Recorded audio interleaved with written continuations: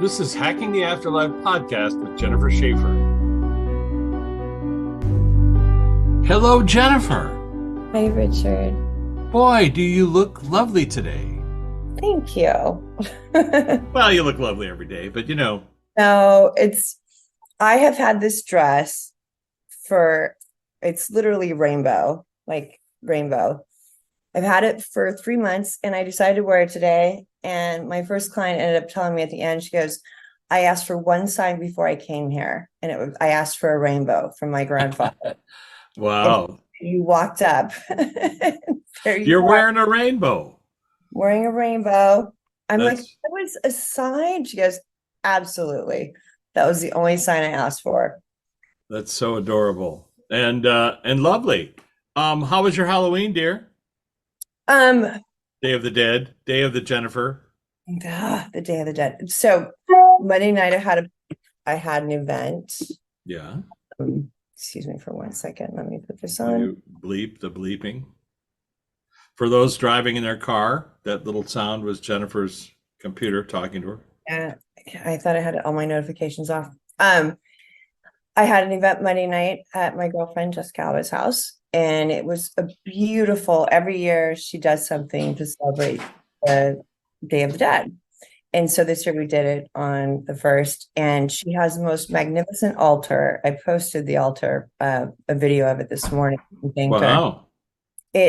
She had all of the rest of like all the food of all of her relatives. There's 20 of us, and then each person went around the table and gave a memory, their favorite memory of somebody that has passed. And it was just beautiful. And so each one of us did that, and then we went into a different room and I read everyone. We drew names out of a hat. Oh my gosh, that's so cool. It was really cool. And then Halloween, I spent it with some friends. I was really tired on Halloween. I would think so. And then last night we had sold out at Uncorked in Manhattan Beach. So I read 22 people last night. I have an event tonight. Tomorrow I get to read all of the Los Angeles Kings, their wives. What? What? That's Yep. great. How cool is that? So that should be fun. It's just nonstop. And then I have a poker tournament for a charity benefit. Whatever you do, don't play poker with a medium because, they can read your cards. They're right over your shoulder. What the heck? We're going to see how it works. Very good. Well, that's exciting. You've been doing so much. That's so cool. And people reaching out and talking to loved ones. That's such a lovely idea to do a Day of the Dead about loved ones, and to have a memory about them and talk about them. It literally brings them into the room. My heart was so full when I was there. And I've been doing it every year for like the last 5 years at our house, and Yeah. it truly is such a gift for me to see because I work with the dead, but I didn't, and I try to honor my dad and I try to honor my loved ones, but I never thought of it like that. It was interesting. Well, it is interesting also because the more you talk to people on the flip side, the more you realize they are not dead. That process of going off stage, just one of many times they've done that. They've gone off stage many times. We've all done it before. It's a remembering because we always ask people when they get to the flip side who was there to greet you. And it's like they're not surprised by the question. Right. It's something that, well, speaking of the not so very dead, our friend Luana, who is our moderator of our class on the flip side, does she have anybody she wants to talk to or about? There's already somebody here, but hold on. So again, not trying to judge it. Let me explain something. So I had an event on Saturday night. Uh-huh. That day I was coming home and Matthew Perry died that night. Mm-hmm. Day I was coming home, Freddie and I were, because I had to work. I had clients all day. And I got Matthew Perry and I got the chills. I'm like, wait a second. And he's like, I'll see you later. And I thought, okay, whatever that meant. And then my first client actually knew him. Oh, wow. I knew him. And I'm like, how could this happen so quickly? Right. And then the next day on Halloween, I'm talking to my clients whose son passed away, and Matthew shows up again. I'm like, did you know Matthew? She goes, no, but my son who's over there did. He went and got him because I have Matthew. I'm like, what? She goes, yeah, they worked on a couple of TV shows together. So Matthew showed up. He showed up again. He actually worked with the person that passed away. They both worked on a show together on a couple episodes. And so I'm like, okay, I'm not judging it. And then I was somewhere yesterday where I had an appointment, and he shows up again. And I'm like, okay, this is just weird. Why are you showing up again? And he goes, talk to her, tell her that you just talked to me. And so I told the person that was in front of me, and she goes, oh, Annette, like Inez Kopitar, who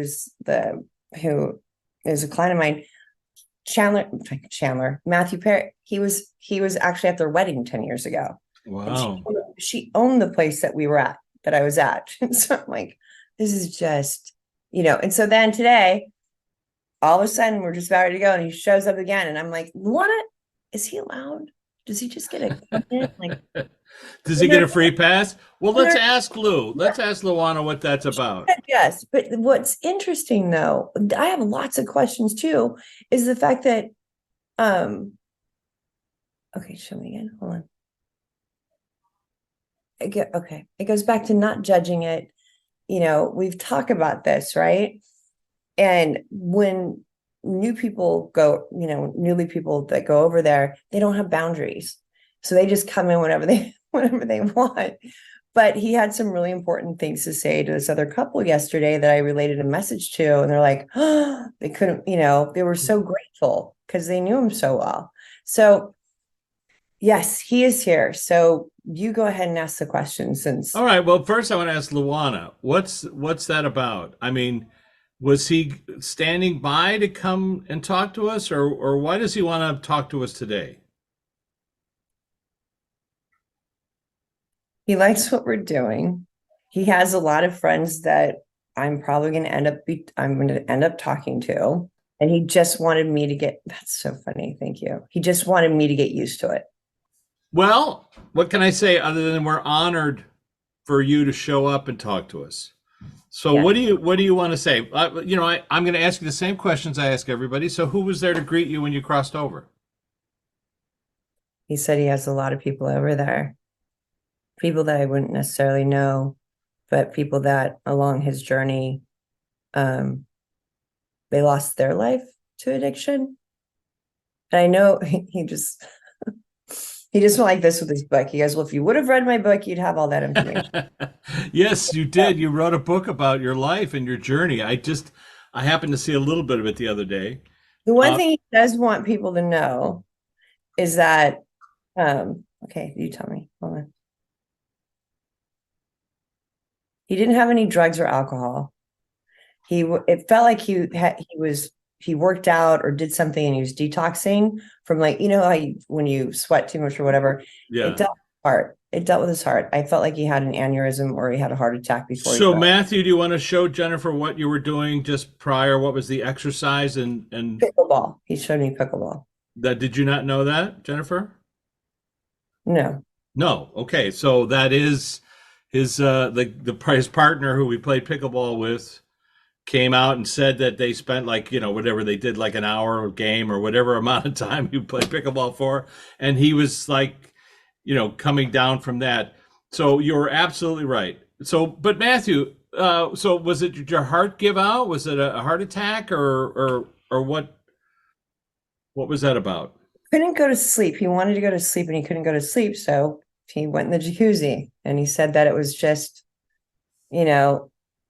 a little bit of dehydration, a little bit of working out. Yeah, I understand. All right, let me go back to the question about who greeted you.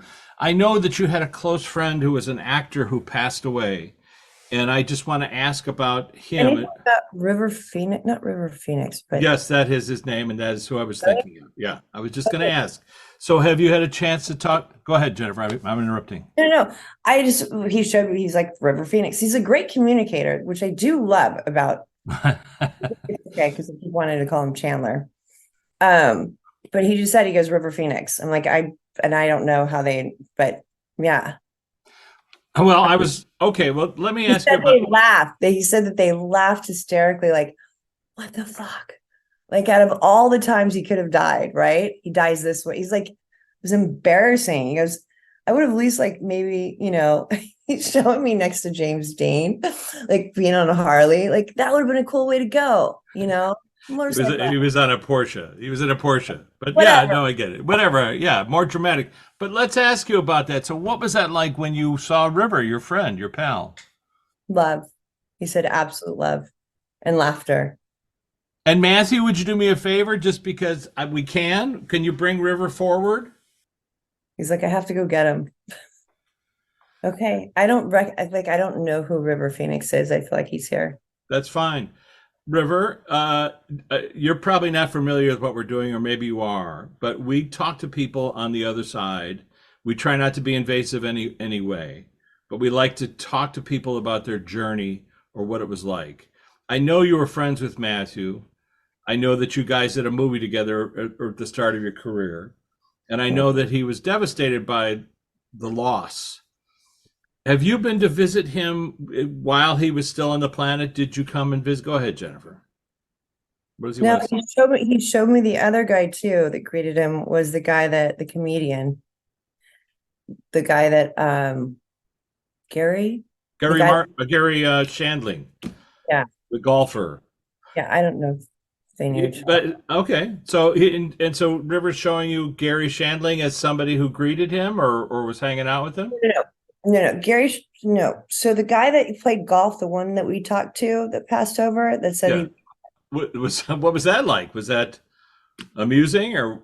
he just said, dude, it could have been worse. Let me ask you, River, because I can. Who greeted you when you crossed over?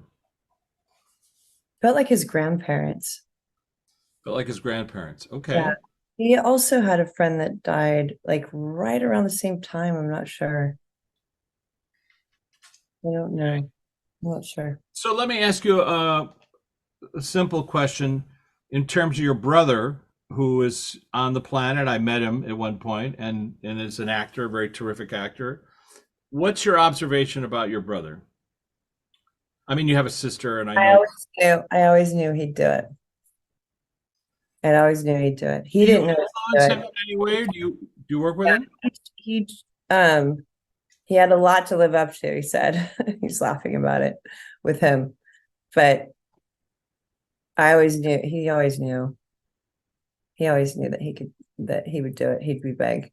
So if you can, Alive. go When ahead. when he was alive. When he was, but I mean, since you've been on the flip side, have you been able to show up to him in dreams, or is he aware of your presence, or is he not? No, he's aware. He's definitely aware. Okay. And generally, when do you show up to see somebody? Are they are they stressed, or Well, when they're sleeping, or what? he showed me Jim Carrey channeling, how Jim Carrey channeled, with one of the movies that he just did. Oh, okay. Yeah, I don't know, but yeah. But hold on. He knows because he asks him to be there. He does know. So he asked. Oh, he asked to have that. Okay. And Matthew, I didn't mean to interrupt your interview, but I just because I knew that you guys were friends, I knew you did a movie together. And River, were you able to stop by and see Matthew at all during his life, or no? In the beginning, it was very painful, but in the beginning, painful for Matthew. Um, but in the beginning, Matthew talked to him. Matthew, that's why Matthew did it, but like, I know he's like, stop talking about me in third person. Matthew, who's in the room, is expressing to me that part of that addiction was getting him to get out of his head and get out of his mind to connect, right? And then he realized he didn't need it to connect. I know, Matthew, that there's a lot of people who have been crediting you with saving their lives. And through the going to AA and helping them get over their addictions. Let me ask you, because we're aware of the fact that people have a higher consciousness while we're here on the planet. So how were you able to affect that kind of change in people? Was it just empathy, compassion, or were you meant to do it? Just be the change that you want to see with anything, he says. So hold on. I have the chills. Give me a second. I know. He's laughing at me. He's like, it is kind of cool to talk to me, right? 'Cause I'm like, it's just so weird for me, even as a medium, even with people that knew him. Like I had no idea that my girlfriend that Chandler was at his wedding. Like there, it was just so it's not Yeah. math. But anyway, he's just like, come on, it's not that bad. Hold on. He's actually referencing our work already. Like the feelings that, okay, thank you. He had a gift, I feel I'm getting, of knowing who was in trouble, of knowing who he needed to help. And oh, he knows Jennifer's really sad. Aniston. And like feeling people that are sad about his passing, he was able to feel what people were going through, why he was here. And that's why I think he was so helpful with other people. Because not only did he go through it, but he was also, he can figure out, like he wanted all his friends to be saved. You Well, let know, me ask you a question I think that might help people, which is now that you're on the flip side, are you aware of previous lifetimes that you've had, if any?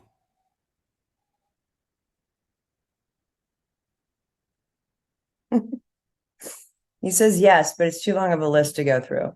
No, no, and I don't want you to go through it, but the point is Yeah. you're aware of previous lifetimes you've had, and when people get back home, they too become aware of previous lifetimes they've had and previous connections with different people. Yes. And so at some point, if you could talk about friends, I know, people are missing you and talking about you because of the show. And maybe if you could just talk about that experience. I mean, I know, as River knows, as Jennifer knows, it's makeup and hair and a set and Yes. dialogue and all that stuff. Best experience of his life. It created the best, you know, with a few minor fights, he's saying, but it created the best group of friends. And I really couldn't have, other than being all the toxicity, he said, I really did have the best life. I couldn't have asked for anything more because And, I wish my brain would have worked a little bit differently, but then I don't. because it's all part of the experience, it's all part of the But play, it's what he signed up for. what he signed up for. And if you could access that just for a moment, in terms of signing up for this kind of a journey, did you sign up for all of it or just parts of it, or what parts of it were a I mistake? wasn't aware of any of it. But Consciously, yeah, but yeah, but hold on. He signed up for being a martyr, a victim, a creator, a romantic, hopeless. Hold on. Lover of animals, lover of all walks of life. A teacher that came much later. And just someone that had to come to terms with his own coloring, he says. So I don't know what he means by that, but let's ask him. What do you mean by your own coloring? just he's making fun of my dress being colorful. But Oh, but so let me, if I may, like a painter adding paint to a canvas, because every lifetime is a different color and a different paint. Okay, you're tapping your nose. That means I'm on the money. In a session that I did hypnosis, my guide was saying, Rich and I looked at a big white canvas and we said, what's the paint? Where's it going to go? And after each lifetime, you step back and look at it and go, I need a little bit more red over here. I need more blue. I need more peace. I need more love. I need more whatever. And so, are you talking about the coloring of all your lifetimes, or the coloring of just this lifetime, or is it all the same? this lifetime was pretty effing colorful. Is there any messages you want to? I listen, Hank Azaria. Go ahead. Need a lot more color. He goes, he's like, thank you. I think I kind of mastered all the colors, he said. Do you want to say anything to Hank Azaria, who came out and very eloquently talked about you're saving his life? And any messages for Hank? Hank has shown up in our podcast before. He doesn't even know it, but And Hank's alive. Hank's alive. He's he plays Apu in The Simpsons, and he was a very. Oh, so he's saying that Hank did it himself. I was just an example of what you could do. Okay, very good. And he said that, Hank's got this. He's going to live to be like 102. So if let's two things. Somebody tuning into this podcast is going to be saying these people are trying to profit off. I don't know how we're doing that, but profit off the death of a celebrity. What do you have to say to those people? I'm a person too. And I mean, the messages that I've given out about him was actually my pro bono work. It wasn't like I was working on a case and he came through. Oh, So it's not like I was getting paid to have someone talk to him or to, right. He goes, I bombarded her during a discussion. And then I was like, wait a second.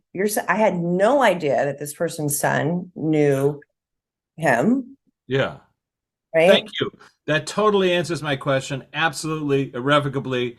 The second part of it is, what do you want to tell people who are suffering right now that need to help with addictions, whether it's alcohol or drugs? What can they do to change that or turn it around? He's so funny still. He's like, don't go to, he goes, use the buddy system for the jacuzzi, sober or not. Because I did ask him a question. I said, hey, could you have been saved? And he goes, well, we'll never know. We wouldn't be having this conversation. I think you had an assistant who was there with you, and he had gone out to, I don't know, he picked up something or. Yeah. So I don't know. That's any message you want to give to that person who must be feeling a little bit awful about leaving you to fall asleep in a jacuzzi? Yeah, that's not how I died. He died before he hit the water. That's really what it feels like. It wasn't like that was the after effect. But so your heart stopped and you checked out of the planet. You left your body and the body slipped into the water. And it's like he's so funny. He jumped out. He's like, no. No. Wow. No, not this. Not this way. But we had conversation with Bob Saget about that, the great comedian who accidentally bumped his head on a ridiculous. That's Bob. So it was Bob, not Jerry. Oh, not Gary Shandling. Okay, so Bob Saget was somebody who bumped his head. Hey, they might have known each other. I don't know. That's why I don't know. Of course, he says, of course we did. We do. Okay. Yeah. Anything Bob Saget wants to say? We've talked to him after he crossed over. He's pushing. He's like, now he won the award for the dumbest. I'm sorry to laugh.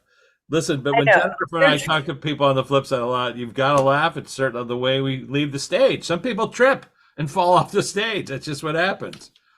Other people linger forever. They're there on the side of the stage for a long time. He keeps showing me, Jennifer Aniston. He shows me Jason Bateman. I'm sure he had a lot of influence over Jason Bateman. Friends of his. Yeah. And Courtney Cox. The love is so real between all of them. Is there something that you can do or say to them? I mean, on your own, is there a way you can sneak by their house or enter their dreams or tap on their shoulder? What would you do? He says he's not going to do it just yet because he loves all the stories they're telling him. Well, yeah, that's he gives him the thoughts though to talk about. He goes, I keep dumping. That's so great. Oh, he keeps dumping like funny thoughts. So at least his death, it was tragic because he's gone, but it wasn't tragic the way he died. He's saying, at least eventually hopefully the nostalgia, he showed me my dad. Hopefully the nostalgia will take place. and we'll be better. And for those trying to figure what he means, Jennifer's father came through and said, when you can move grief to nostalgia, you begin the healing process, because nostalgia is funny things and sad things, whereas grief is just sad things. And if you can move grief to nostalgia, you begin the healing process. So nostalgia for, and the LA Times wrote an article, or New York Times, I think, might have said that your take on that character, what for sarcasm and the way you delivered lines, they actually went through like so many different lines you'd give, and to say that you changed the way that people view sarcasm, you know, Yeah. the snarkasm or whatever, however you want to call it. Of course, you know, you have screenwriters, you have writers, you have, you know, people who put the show together. Yeah, he's going, yeah, but the delivery, that was me. That was you. It was all you. What about family members? I don't really know that much, but you have family members over here that you want to give a shout out to, or? You know, I love them. They're in for a lot of craziness. He says he's talked to them. His biggest thing of letting people know he didn't suffer. So yeah, because of course people just associate that you passed away must be related to your recovery, but you know apparently it's not. It's just your body didn't quite recover, let's say, and maybe this was the year that you were supposed to check out. Go ahead. It's like I was just getting my body back, like just getting everything, you know, back in shape. But yeah, hold on. He's very grateful he left a book for everyone. Oh, okay. Just hit me over the head with it. Jennifer, you haven't seen the book, have you? No, probably not. No, and I haven't. I just happened to catch you know, something about it. An interview that they did, like one of the late night people talked about it. Well, that would be something for everybody tuning in. If you really want to hear what Matthew has to say about his life and his journey, it's in the book. Yes, right? Yes, but he's also saying, you know, every day should be the Day of the Dead. Have fun, honor them with your snarkiness, if there's anybody that wants to be snarky. And love. He's like, love well. Love well. Means, River, do you have anything you want to say? Hold on. Which means you have to love yourself in order to love others. Thank you. I'm sorry, I didn't mean to interrupt you. Love well, and you have to love yourself in order to love others. Very important. Yeah. I just didn't want to leave River without asking him, do you have any final words you'd like to impart to people missing you? I'll be back. And what do you mean by that? He says he already is. Oh, that's so funny. Hold on. Yeah, there's somebody out there surfing that's like him. Okay. Because I just saw somebody, you know, when we talked about who was, you know, the other person what is his name? James Dean. We did have the experience of talking to James Dean and asking him when he's going to come back, and he told us who he is, and we happen to know who that person is, and we interviewed him and whatever, but all off camera because he's not interested in letting people know that he's back. Let's just put it that way. Living a happy life. And Bob Saget, we'll give you one last thought. Do you have something you want to say? It's so funny because he's like, he wins for the dumbest reentry, like going back to home. He's just so happy about that. But hold on.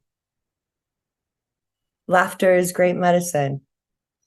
Laughter is such great medicine. Laughter is such great medicine.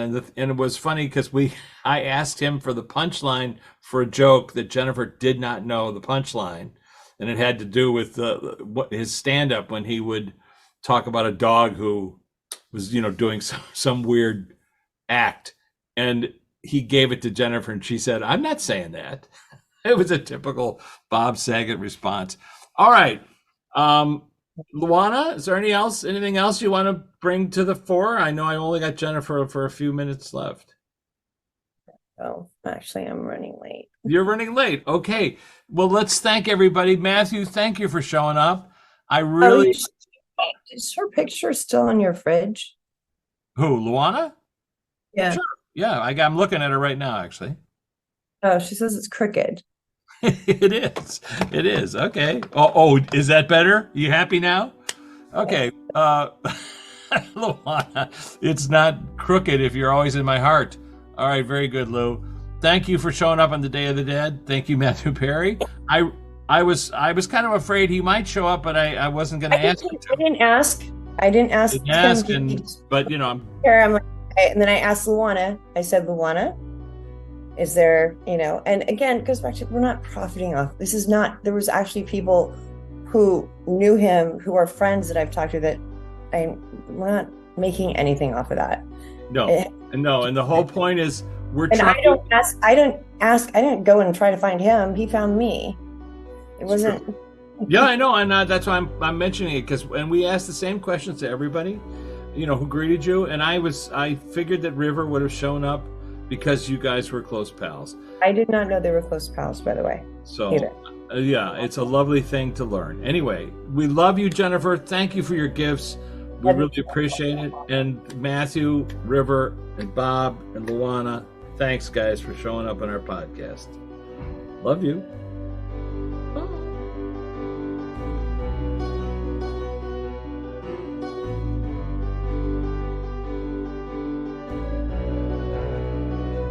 This has been Hacking the Afterlife podcast with Jennifer Schaefer. For more information, jenniferschaefer.com, martinizone.com, or richmartini.com. Hacking the Afterlife documentary is available on Gaia.com via Amazon Prime.